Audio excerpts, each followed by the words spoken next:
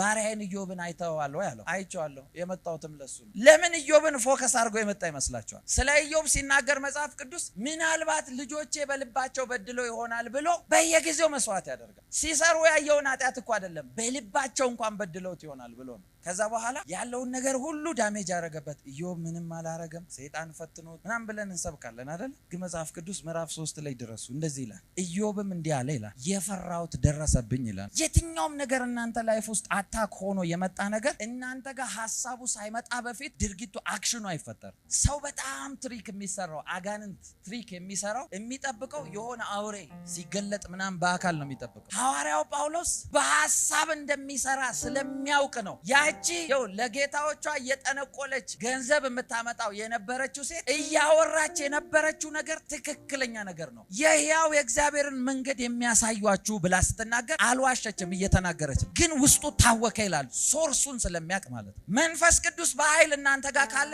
የሚመጣን አይዲያ ሶርሱን ታውቁታላችሁ። በኢየሱስም በዚህ ባረኳችሁ። ለዛ ነው ይሄንን ስለሚያውቅ እንደዚህ አለ፣ የሰይጣንን ሐሳቡን አንስተውም አለ። ከሐሳብ ነው የሚጀምረው ማለት